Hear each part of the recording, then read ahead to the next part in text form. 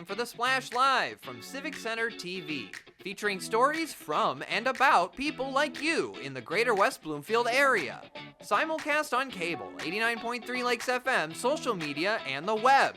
Now live from Green Media Center on Walnut Lake Road, it's the Splash Live. Live, local, social. It's the Splash Live on Civic Center TV and 89.3 Lakes FM. I'm your host, Jake Schaff, going over all of the biggest news and events from right here in greater West Bloomfield. With summer quickly approaching, it means that it's almost time for everyone in West Bloomfield to be taking part in their favorite outdoor activities. And one beloved staple of the community is set to reopen very, very soon. We now go live to Lily Pad Springs in West Bloomfield with our very own Kevin McIntosh to learn more. Kevin. What's going on, Jake? Yes, I'm here live outside West Bloomfield's Lily Pad Springs right here on Farmington Road, where we were expecting opening day to happen today through Memorial Day weekend, but due to the weather, it is closed today. But we are still here to give you a lot of information and excitement for this season. It will be open from technically today or this weekend all the way through to September 1st. Now that is due to weather, or whether or not the weather is, open enough, great enough for us to come outside, I should say. There are a few different things to keep in mind as well. There'll be a sensory-friendly sessions that'll happen on Mondays at 11 a.m. as well. That'll be happening starting June 9th all the way to August 19th as well. So that's something to keep in mind for the residents who have children with those sensory needs as well. We're talking about over 5,500 square feet of fun, 50 features, 4 water slides, 55-gallon splash bucket. All that excitement is back. Sessions only $4 for residents. If you're not a resident of West Bloomfield, it's only $7. Not too bad as well. You can also get your tickets in advance. If you are a resident, you can get your tickets up to 30 days in advance. Non-residents, up to 15 days in advance. And just a quick thing also, Jake, if you coming out here, maybe you don't want to swim, you're just watching the kids, you want to snack, they'll have food trucks out here as well on select dates. Quick Bites, Kona Ice, Supus, Lemonade, and Stello Burgers.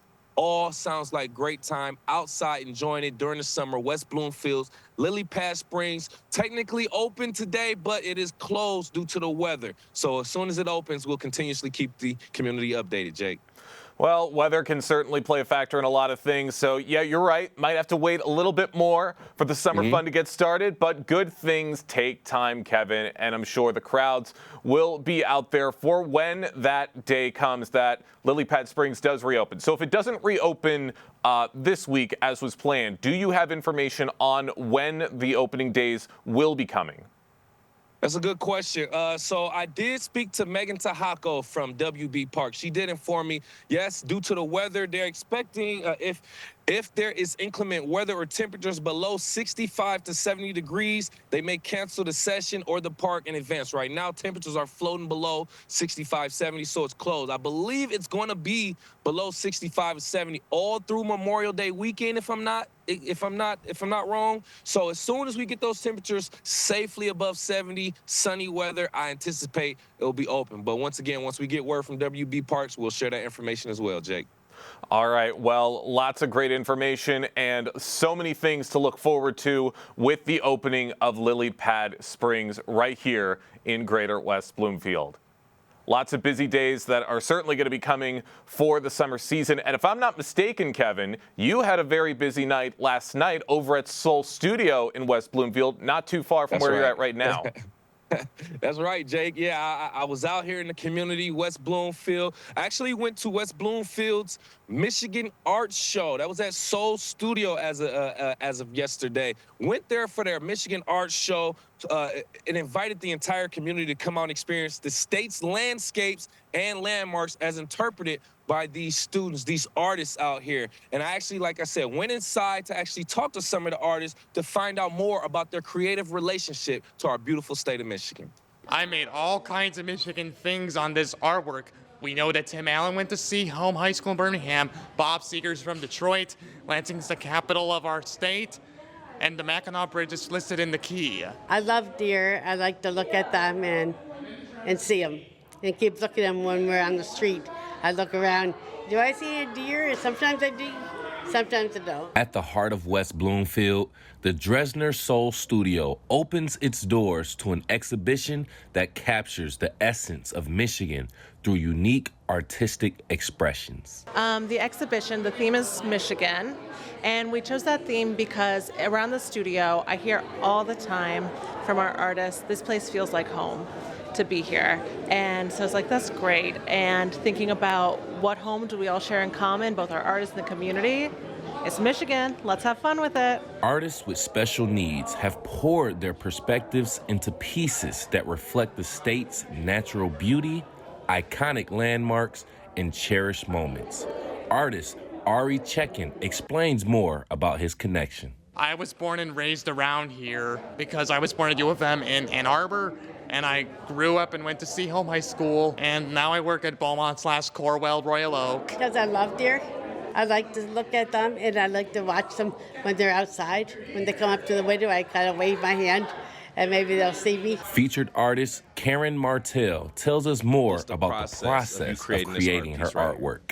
It's a piece of canvas, and I took the paint and made like a design, and then I had a pencil and I kind of drew the deer out, and then I did the antlers and the bird and everything like that. This event not only showcases talent, but also fosters community, inclusion, and a shared appreciation for the diverse stories that make up Michigan's tapestry. I asked artists and organizers what they want patrons to take away from their visit here. The shows we do like this, it's such a big impact for our artists. So here today, this is a chance when all of our artists can come through. We have families, we have staff's families, we have community members coming in and get to see kind of the spirit of the studio, which is so hard to describe and explain. You got to be here to feel the magic. And so it's so meaningful for our artists to see that people are coming in, people want to see their work, they want to know what's going on. It's a big deal. I want them to feel that they know lots of things about our state. I want them to feel happy when they see it and to take it home and buy it. Once again, I want to thank Ari Chekin, Karen Martell, and Caitlin Cartwright, and the entire Soul Studio staff, Friendship Circle staff, for allowing us to come in there and take a look at that beautiful art showcasing our wonderful Great Lakes state. And you can find out more about what they have going on at Soul Studio and Friendship Circle. Go directly to their website, friendshipcircle.org, for more. Jake? Wow, always such a great thing to see all of the talent on display right here in Greater West Bloomfield and all of these incredible artists. Kevin, thank you so much for all of the work in getting these great clips and these great videos. Last night was the West Bloomfield High School commencement ceremony, and several West Bloomfield students were honored for the work that they have done throughout their high school careers. It was an emotional night to say goodbye to the departing class of 2025, and Principal Eric Pace had this to say to the departing students. I have friends that don't work in education that ask me all the time. They're like, doesn't it get boring to do the same cycle of things every single year? I've been doing this for 19 years. No, it doesn't, right? Because this night, all the way through this night next week, makes all of the work that they put in, that you put in as families, and that our educators put in worth it. Our seniors are leaving us with the opportunities and the abilities to lead and to change for the better. It is now upon them, you, to take care of us. I want my Social Security checks, so keep that going. When I'm in a home, please visit me. But more importantly, it is your responsibility and your duty, and I know you are up to the task to make this world better. There is so much that you can do to lead the rest of us. So with that, go out and do it. I cannot wait to see you next week. Families, thank you for everything. Have a wonderful night, and we will see you next week. Such powerful words that Eric Pace gave to the class of 2025, and important things for each and every one of them to take into consideration as they begin their college journeys and head off to tackle the world. Best of luck to every single member of the class of 2025.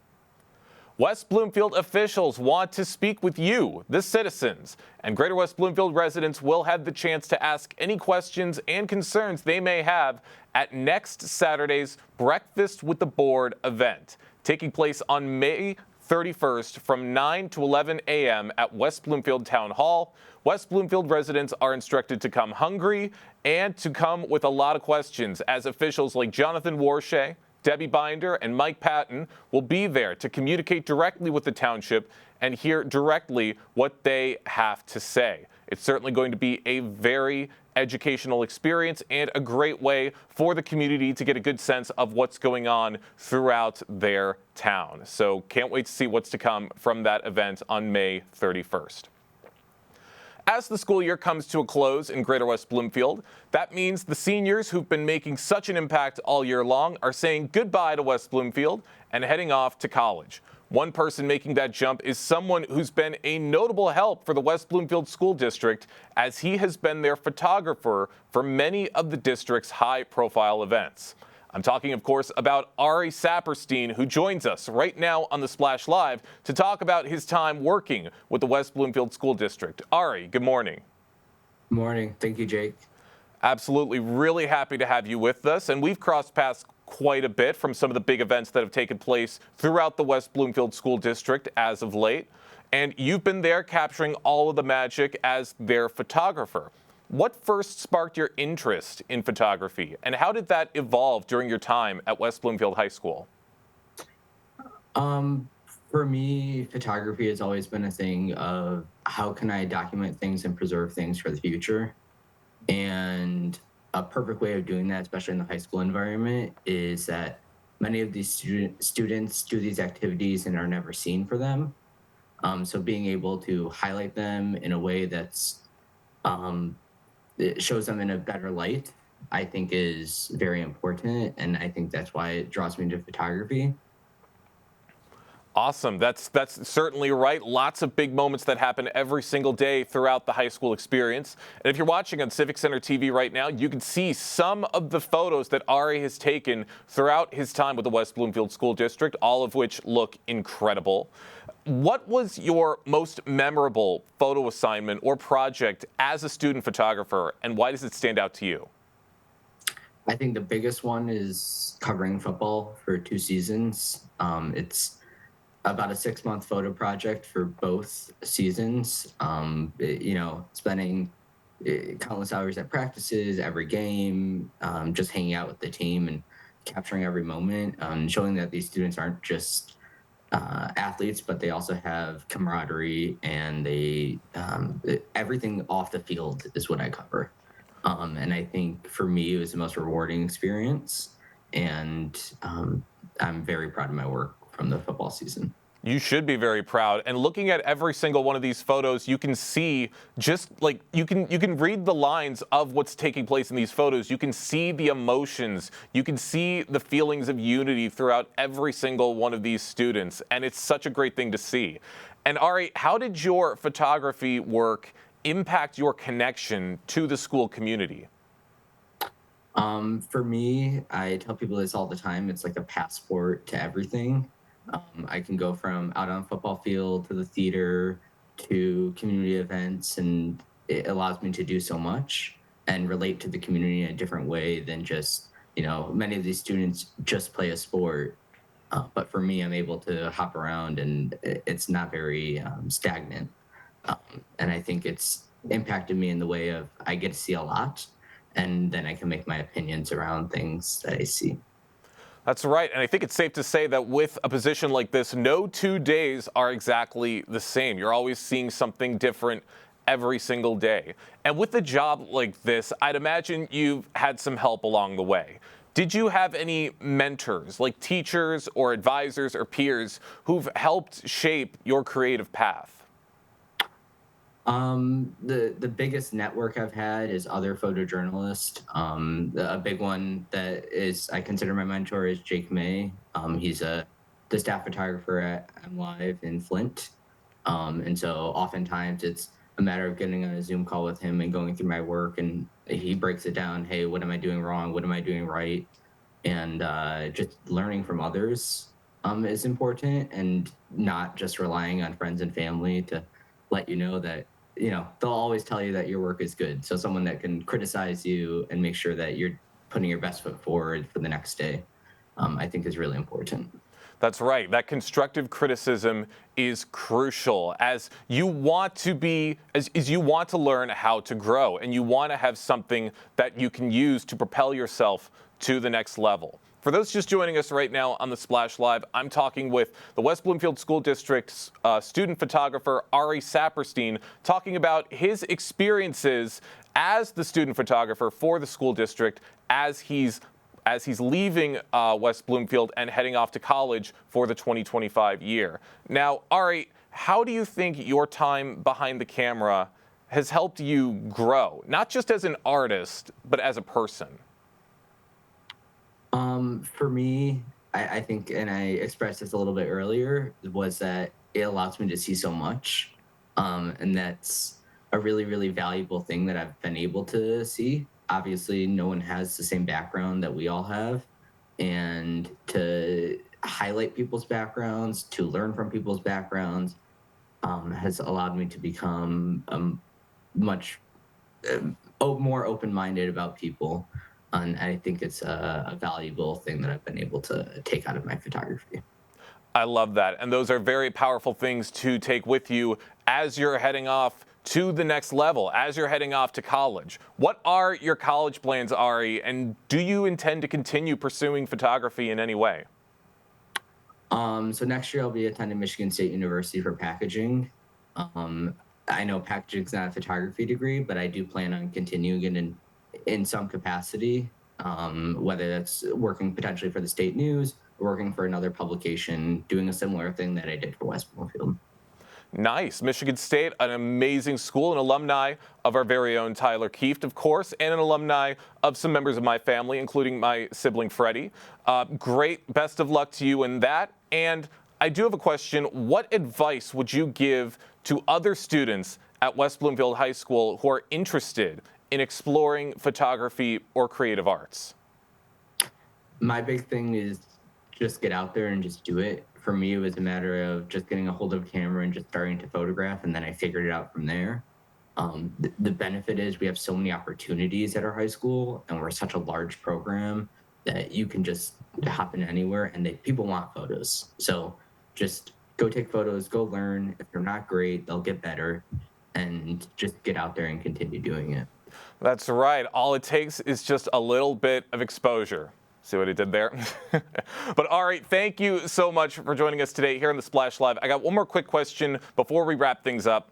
Looking back at your time with West Bloomfield High School, what will you miss most, and what are you most excited about going forward? I think the biggest thing I'll miss is all the relationships and connections I've made through my work.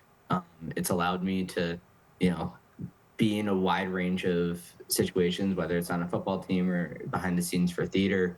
And a lot of those kids tend not to mix, but for me, it was a matter of, I became friends with a lot of them and close with a lot of them. So all the relationships and connections I've built related to around my work is what I'm going to miss. And then as far as the future, I'm just going to continue to take that same mindset, right? Just taking, building relationships related to my work, and continuing to explore the world through photography. Well, I can't wait to see what's to come in the future. Ari, thank you so much for joining us today here on the Splash Live. Thank you. Thank you for having me. Of course, Ari has done such great work throughout his time with West Bloomfield High School. So many great photos captured throughout the last couple of years, and we can't wait to see what he's going to be doing for the future. And I mean, I'm just saying, for all of us here at Civic Center TV, we could always use a great photographer on our team as well. But best of luck to Ari on his future.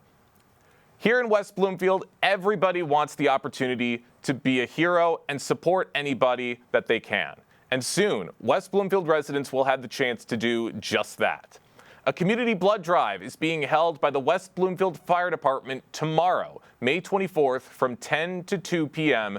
at Fire Station number 5 in West Bloomfield, providing opportunities for everyone in Greater West Bloomfield to give back and to help one another.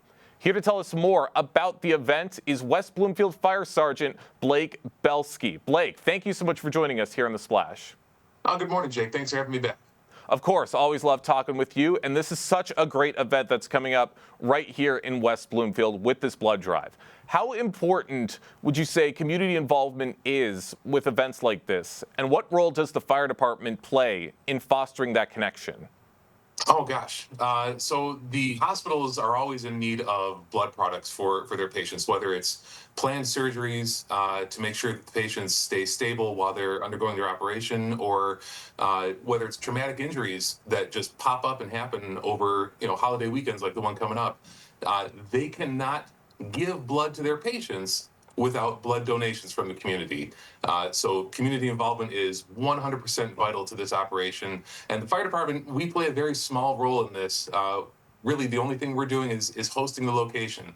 The Versity is the organization that's doing the collection of the blood product, and we are just offering them a space to set up their equipment and a space for the community to come in and make that donation.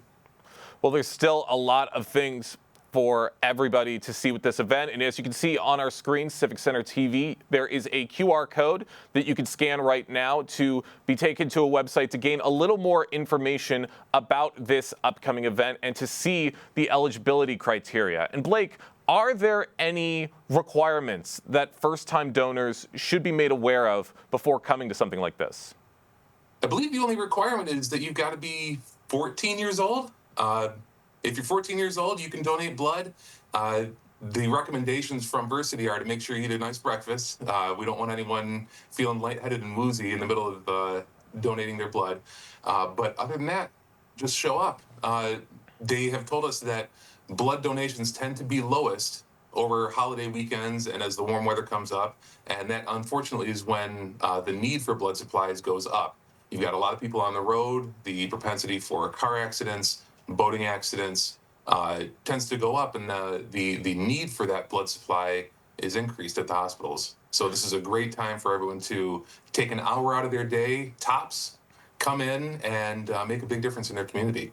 You're certainly right. A lot of things for everybody to keep in mind. Those are great points that you just made pertaining to big things that might be happening around holiday weekends like Memorial Day weekend. So you're absolutely right. This is a great time for everybody to take some time and to donate some blood. Now, you just touched on this just a little bit ago, but what safety protocols are going to be in place to ensure a safe donation experience for everybody? Well, now, Versity is a national organization. They're not new to this game at all. They take every precaution to make sure they're using sterile procedures. They're handling that blood as all of their governing bodies requires, and they're making sure that a clean and good product is delivered to the hospitals. The nice thing about Versity is they are actually supplying the blood for a lot of the hospital systems in Southeast Michigan. So the blood that is donated this weekend will stay in this community. This isn't something that's going to end up in a disaster area somewhere, across the country. This is the blood you donate could very well save your neighbor's life this weekend. So it's a really exciting way to become involved in your community as well.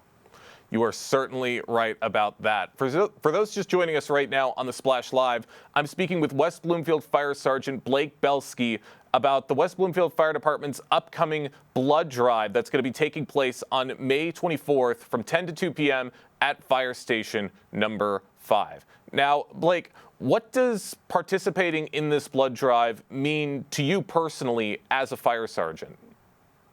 Oh gosh. Well, we see all too common folks who fall down in their homes, folks who are involved in car accidents in the community.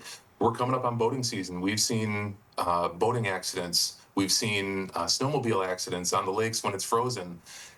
We see people who depend on these blood products being available at the hospitals. And there's only so much that we can do while we're taking this patient to the hospital, we rely on all of the systems that are in place after we arrive at the emergency department to make sure that that patient is cared for. And again, there's only so much that the hospital can do with the machines that they've got. Everyone really relies ultimately on the involvement of the community to make sure that those blood products are available for the patients who need it most. All great things to have at the ready, and all great work that you with the fire department is doing for the community. Now, Blake, do you or anyone on your team have a personal story or experience that highlights the importance of donating blood? Well, I grew up watching my grandfather and my father donate blood. They were Red Cross donors on the regular. My grandpa had a collection of hundreds of pins that he would get from the Red Cross that showed their appreciation for his continued engagement with their programs. And going with him, we would go to the hospital where their donation center was. And I just remember sitting there watching him donate blood for about an hour. And I would watch a movie and I would eat the cookies and drink all the juice that he was supposed to be having to recover from the donation. It was a fun memory, and I hope that anyone who wants to donate this weekend, you're welcome to bring your family. Let them see what a great role you're taking on in the community. We can show them the fire station, show them the fire trucks. We want this to be an exciting event for everyone involved, and we would love to make some multi-generational blood donors out of this as well. And I saw that you put up the QR code that we made earlier. For anyone who missed that, we do have a link on our Facebook page that's available. So anyone who misses that QR code, please visit our Facebook page. There are still plenty of slots available for tomorrow's blood drive. Well, we're going to put up that QR code again just to give everybody a chance to scan it and to learn a little more information about this event that's coming up right here in West Bloomfield. Blake, what message would you like to share with the community members who are considering donating but haven't committed just yet? Well, I know that this isn't for everyone. It can be a tough thing to have someone, especially on a holiday weekend. That's why the blood supplies tend to go down. People are busy, but this is important. This is an appeal to come out and secure the good health of your community. Needles are tough, but it's one time. It's a one-time stick. We're not going to poke you over and over. All you have to do is relax and let the Versity folks do their thing. They've offered a $25 gift card. I know the poster that we put out said $15. They've since increased that now. They're offering $25. I'll have bagels personally ready from New York Bagel off Orchard Lake here. For anyone who wants to come in, we'll give you a tour, we'll give you a gift card, and we'll give you breakfast. We would love to see you here. And if you can't donate, as long as you signed up, you're still eligible for all of that stuff. You can still come and say hi to us. You can still get your $25 gift card if you registered, but you're not eligible to donate for some reason, and still come and get that bagel with a schmear. That's right. Bagels will certainly help bring a lot of people out to this event. Blake, I want to thank you so much for stopping by and for giving us all this information about the blood drive event. I got one more quick question for you before we let you go. Let's say people can't make it to this event that's coming up this weekend. Do you think that there's going to be other blood drives with the fire department that are going to be taking place in the future? We'd love to make this a regular event, and part of that depends on getting a good turnout tomorrow. If we can show that there's engagement in West Bloomfield, Versity would love to partner with us and make this available in West Bloomfield, maybe twice a year, maybe 4 times a year. It depends on if we can make it worth them bringing all of their equipment to us. If you can't make it for some reason, but you want to get involved, please check out Versity's website. They do have donation centers across the area, and I know they would love for you to come in if you can't make it to the fire department this weekend. All important information at the ready. Now, I don't want to jinx things just yet, but I have a feeling that this event is going to be a huge success, and I can't wait to see the many more blood drive events that are going to come in the future. Blake, thank you so much for joining us today here on the Splash Live. Thank you, Jake. I appreciate you getting the word out. Absolutely. One more reminder to everybody and one more chance to scan that QR code to be taken to the website to learn a little more information about the West Bloomfield Fire Department Community Blood Drive that once again is taking place tomorrow, Saturday, May 24th from 10 a.m. to 2 p.m. All great information here in Greater West Bloomfield, and we're just getting started right here on the Splash Live. Lots of other big stories and events to talk about right after this. Live, local, social. It's the Splash Live on Civic Center TV and 89.3 Lakes FM. We'll be right back with the Splash Live. Want to enjoy Civic Center TV on your social media? Find us on Instagram at Civic Center TV. Get notified when we upload one of our interviews, full episodes, and more. Thank you for watching and listening to Civic Center TV and 89.3 Lakes FM. Last week, Brandon met a girl on a dating app. One day after work, he finally found the courage to ask her out. No answer. He started to panic. Was he being too pushy? Maybe it was too... Hey, sorry I didn't respond. I was driving. I would love to go on a date. How does tonight sound? Brandon tried to play it cool, but inside he knew. A girl so smart, so responsible. She must be a keeper. Hi, I'm Chris Fry, Park Superintendent, West Bloomfield Parks. Congratulations, Civic Center TV, on 1 million views on YouTube. Thank you for all you do in the community, and thank you for having me on The Splash throughout the season to talk about activities out in the parks. Chris Fry, proud to be 1 in a million.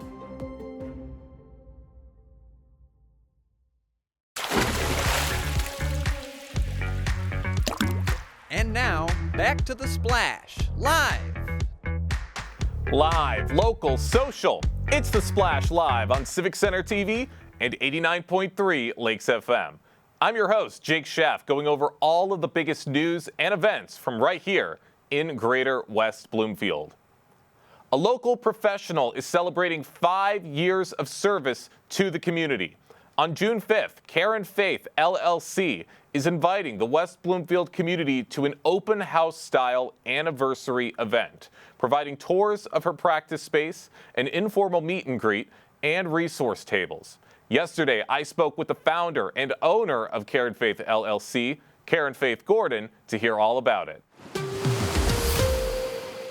Karen, thank you so much for joining us here on the Splash Live.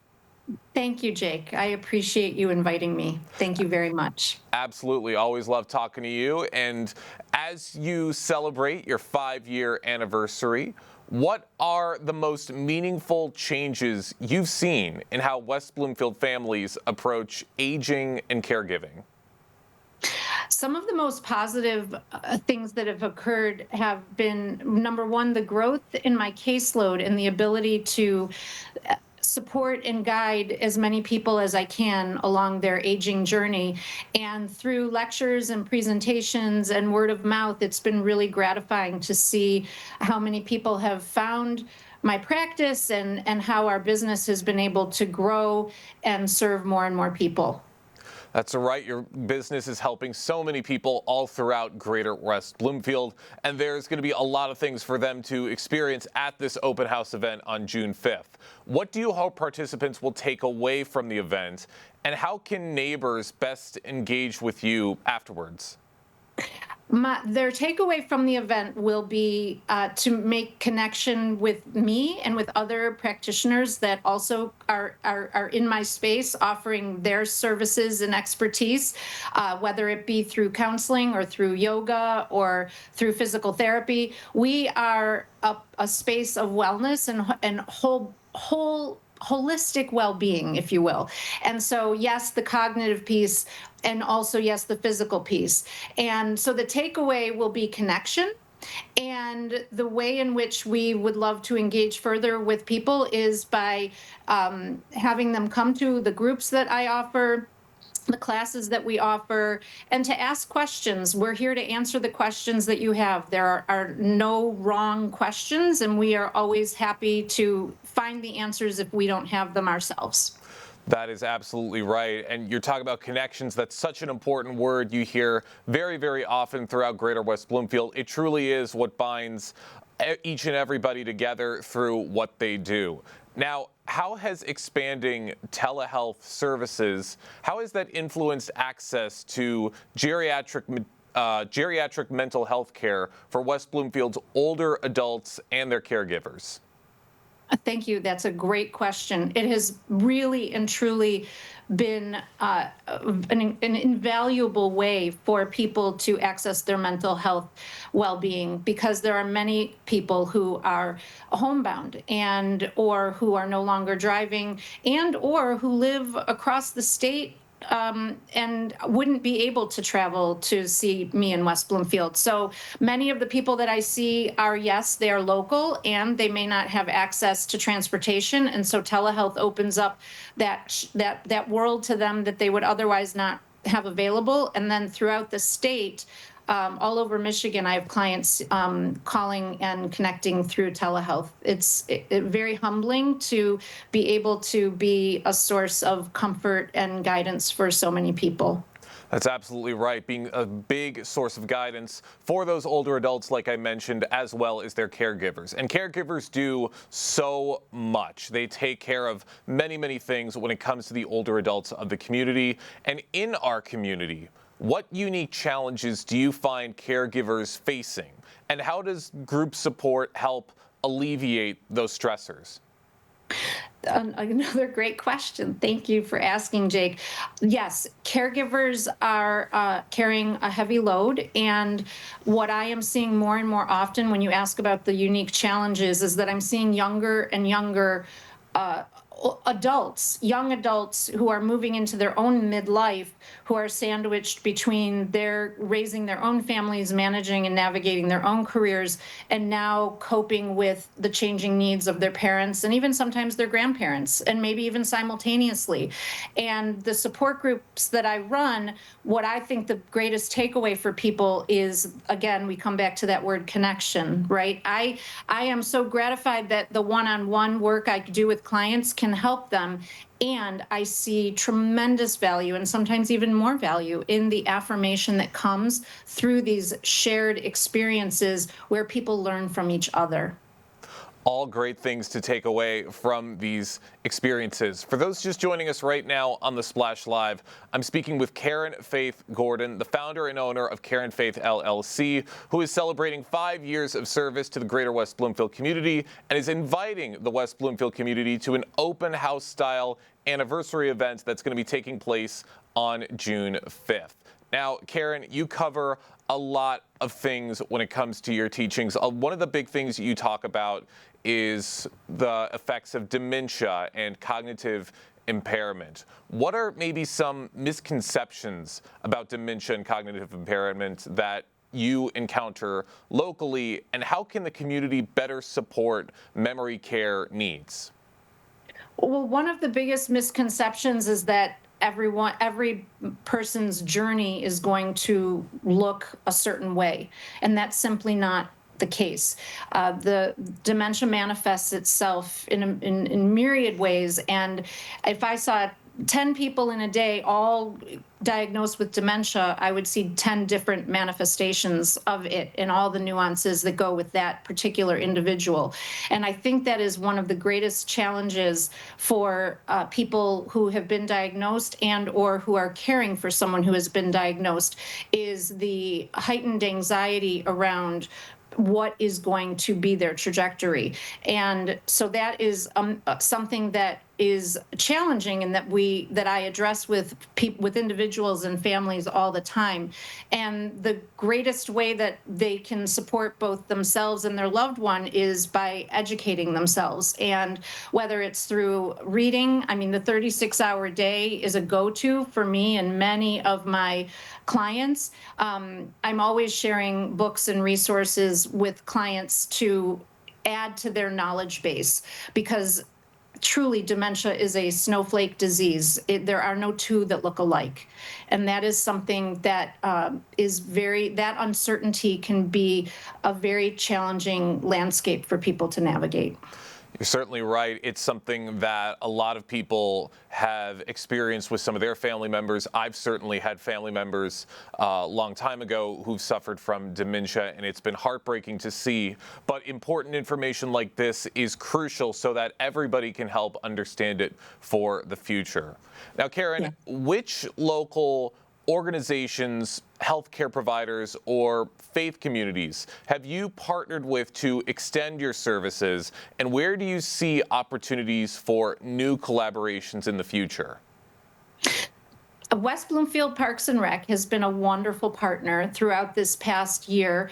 Through the funding of a grant, we've been able to provide monthly lectures at West Bloomfield Connect, and I have been able to host groups at my space at Karen Faith LLC that have been truly well attended and well appreciated. The feedback has been incredibly positive.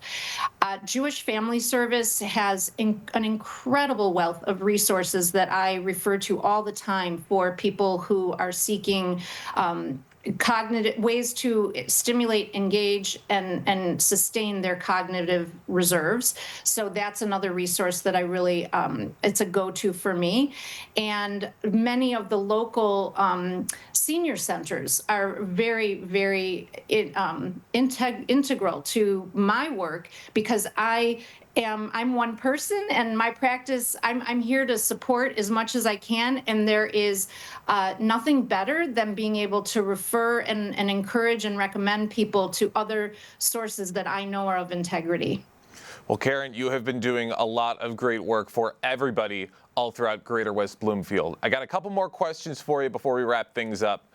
As you've been here for 5 years so far, as you look towards the next 5 years and even beyond that, what developments or programs are you most excited to bring to West Bloomfield to further enhancing ease and grace in aging? I'm most excited, actually, Jake, about the opportunities to be out in the public, if you will, helping to educate and inform people. It is so, it gives me so much pleasure to be in spaces where I can offer information and invite questions and see what happens in the room when the energy shifts from fear to empowerment. And I really would like to see the growth of the practice, yes, to continue the mental health aspect, and yes, to continue to offer physical well-being through yoga or physical therapy or other classes that we can offer. I myself am very energized by being out in spaces where people are interested in learning more about the various joys and challenges of aging, and really engaging with me and with each other around their own stories. Everyone has a story. And when I'm in front of an audience, I love to share mine and then invite others to share theirs, and then watch as connection happens in the room. You're certainly right. Every single person has a story, and we thank you for stopping by today and telling yours. One more quick question before we wrap things up. Where can people go to gain a little more information about your open house that's taking place on June 5th? They can go to the website, karenfaith.llc. They're welcome to call the office, and we're going to be putting things on social media, on Facebook, on Instagram, on LinkedIn, and just spreading the word of mouth around the community. Yeah. Well, can't wait to see what's to come from this great event, and can't wait to see what's to come with Karen Faith LLC for the next 5 years and beyond. Karen, thank you so much for joining us here on The Splash Live. Thank you so much, Jake. It's truly a pleasure. Thank you. As a reminder, the open house for Karen Faith LLC is going to be taking place on June 5th. A great way to help Karen Faith reach the next 5 years and beyond, as we thank her once again for her time in talking with us here on The Splash Live. Memorial Day is almost here, which means it's almost time for the Sylvan Lake Memorial Day Parade, one of the longest and most beloved traditions all across the community. I recently spoke with parade chairperson Margarita Garcia to hear all about this year's plans and what she's looking forward to the most. Really excited to be hearing what's in store for the Memorial Day Parade this year. I know everyone in the community looks forward to it. What are the key elements that go into planning this parade every year? Well, most of all, it's communication. I mean, it begins with calling the volunteers, communicating with the city, coordination, preparation, and of course, at the end, it's the execution itself of the parade. That's absolutely right. Lots of communication is key, and we see that unfold every single year with this parade. And how long has this parade been going on? How many years? You know, I've asked that question a couple of times, Jake, and the answer is we think about 75 years, but nobody knows for sure. Wow. So a long time. Certainly has been a long time, which just goes to show how much that this parade has stood the test of time and has become such a mainstay for this community. Margarita, what can attendees and participants expect to be different or possibly new in this year's parade?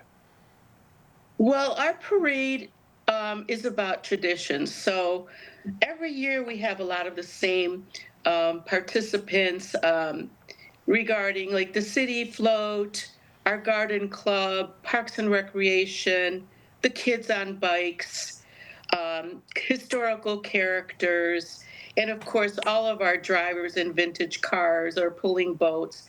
That is a mainstay every year. This year, however, we do have 2 new participants. Sylvan Table, the beautiful restaurant right in our neighborhood, is joining us, and we can't wait to see what they do. Their first time. And also we have the Oakland County Sheriff's Department Mounted Police.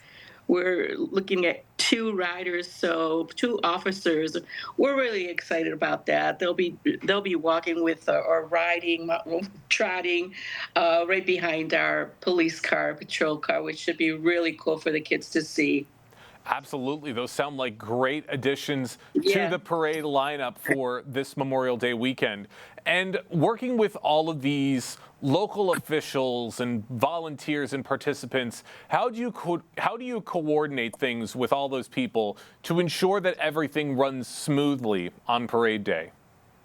Well, this parade, thank goodness, has a history. So we have, our notes from the past.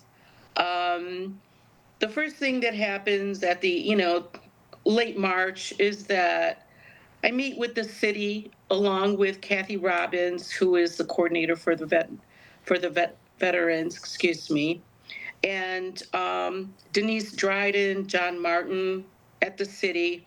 And we sit down and just, start the planning. Also, Police Chief Corey is in the meeting because his department is involved in, the street closings and so forth and monitoring that everybody stays safe. So that starts it. And then I start making good old phone calls, texts, emails to the past participants, and then hopefully get on the phone and try to or visit or whatever local businesses and so forth. This year, Chief Corey helped to get the mounted police for us. So I thought that was pretty cool of him. Absolutely. All great things to be looking forward to with this year's parade. And you just touched on this a little bit, Margarita, but how you talk about a lot of participants that have been involved for many, many years, but you've also talked about how we're having a couple new participants this year. How can new participants get involved with the parade for future years?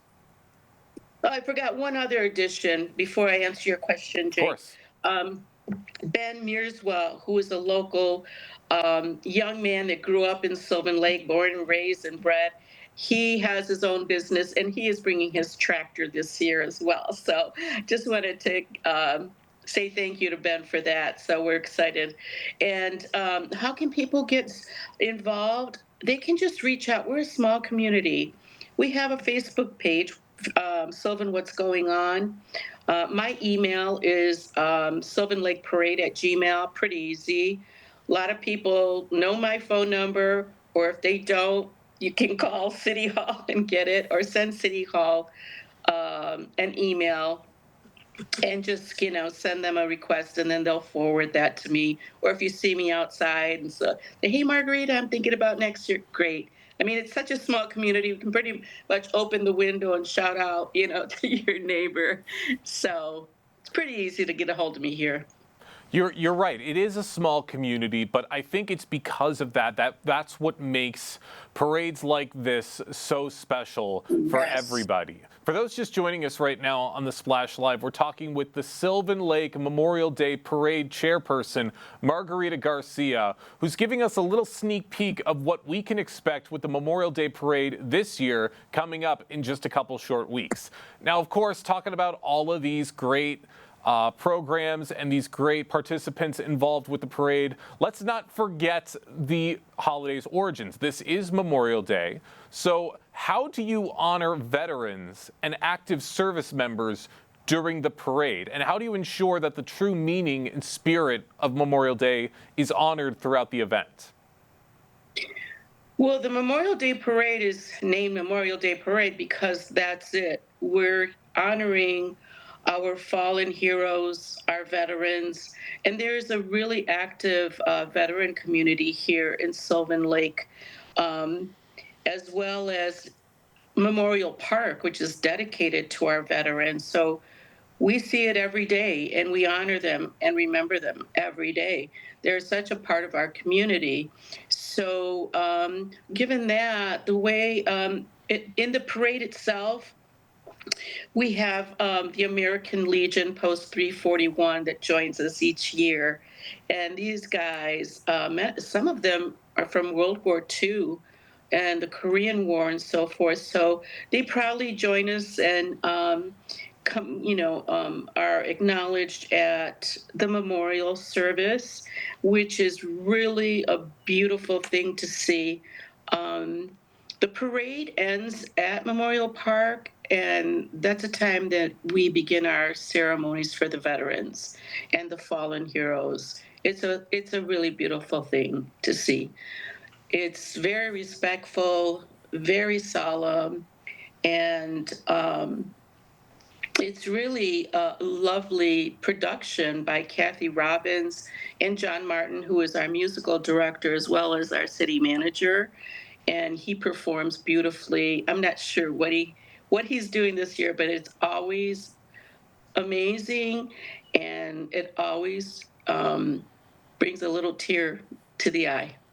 I'd imagine so. I remember the festivities from last year. They were incredibly moving. Can't wait to see what he has in store for this year. And of course, as we've talked about, parades like this, a big reason that this has become so successful is, as you said, because of the community's support. So what role specifically does the community play in supporting the parade, either through volunteering, sponsoring, or participating? All of the above. We have volunteers that raise their hand every year. They help with parking lot coordination. They help with the kids getting their bicycles decorated, face painting, the leader of the parade to keep everybody on track. All of these are veteran volunteers, I want to say, that help us every year. And also the community really shows up.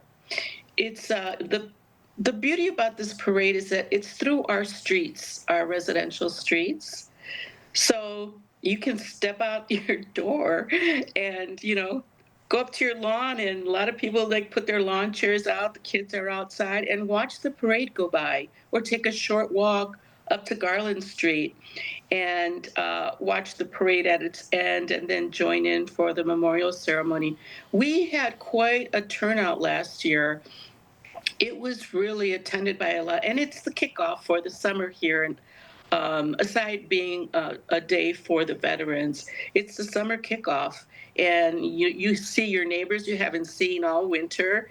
Everybody's happy and smiling and greeting each other. It's really very cool community. That's absolutely right. Spreading that positivity and spreading smiles everywhere you go. Margarita, I know you got a lot of busy work to do to make sure that everything runs smoothly for this year's parade, but I got one more question for you before I let you go, and I think this one might be the biggest of all. What are you most looking forward to with this year's parade? Well, I have to tell you, my favorite part of the parade itself is watching it come together. We start lining up the participants and the floats and the music and the bagpiper in front of City Hall and Greater Harvest Church. About a half hour before the parade starts. I have to tell you, standing back and watching it all come together it's a festival atmosphere. Kevin and Maria Mearswell handle the parking lot situation, and they line up all of the cars and so forth according to their place in the parade, which is a great part of the parade. So everybody's pulling in, and the kids are getting their faces painted, and they're decorating their bicycles. The big fire truck, West Bloomfield fire truck, shows up. The patrol car. This year we'll have the horses there, the mounted police, and it's just a festival in itself. It's the favorite part for me of the parade. Not to mention the memorial ceremony, but it always makes me so happy. It's just it really, you guys should film it. It's really fun. Well, we will certainly be there to capture all of the magic. I can't wait to see it all up close. I know you can't wait either. Margarita, thank you so much for joining us today here in the Splash Live to tell us all about the parade. It was my pleasure, Jake, and we'll see you at the parade. The Memorial Day Parade for Sylvan Lake is coming very, very soon, and we thank Margarita for taking the time to talk with us to hear all about this year's plans and what's to come going forward. Every day, West Bloomfield Township is working to make the community better than it was the day before, and that's all through the help of their master plan. And just recently, West Bloomfield residents had the chance to learn about the master plan, to voice their questions and some of their concerns, and to have a healthy dialogue with some of the officials to help finalize things for West Bloomfield's future. And I was there to capture everything. What made you decide to want to come out here tonight to this master plan open house for West Bloomfield? Well, I did the online survey when it came out, so then I was interested to seeing what came of the online survey and all of the nice demonstration of what they have in mind proposing for the township. So I thought I'd come here in person, talk to some of the powers that be, give my opinion. Well, our HOA president sent us the information, and I thought, oh, I should go and see what the township plans on doing or wants to do. So that's why I came out tonight. What have you seen tonight from the community as they've come out to the master plan open house? So we've had a lot of great ideas regarding future land uses along Orchard Lake Road as well as Haggerty Road. A lot of desire to maintain the walkability and the pedestrian feel of those commercial corridors. So looking at additional parks and sidewalks and possibly alleyways behind some of the shopping centers to create more of a pedestrian-friendly, walkable community. We've also seen a lot of comments about keeping and protecting the woodlands and wetlands and the natural beauty of the township. I've learned that people are very concerned with the impact of more building with the current state of our roads. The infrastructure will not accommodate a lot more building in this area. And it's very dangerous, and if more development comes out, it's going to be even worse. How important is the community's input in everything that you guys do? It's extremely important. We need to hear from the citizens to draft this master plan because it's their plan for the next 30 years, and it will create a roadmap as to how the township changes and grows and things that they're interested in seeing. Things aren't done in a vacuum, and this helps anyone that's interested to see what's going on. You need residents' input in order to do things correctly, I think. I think if you go off and just do it based on what you think it should be, I think things start to fall apart at that point. So I think getting our input is very good. We need to hear from the residents as to what they want so we can make sure we're doing our job into helping the community grow in the way they want the community to grow. Everyone's voice is important in helping to make this community what it is. But that's going to do it for us today here on the Splash Live. I want to say a big thank you to all of our guests and for everyone on the Splash Live team for helping to make this fantastic show what it is every single day.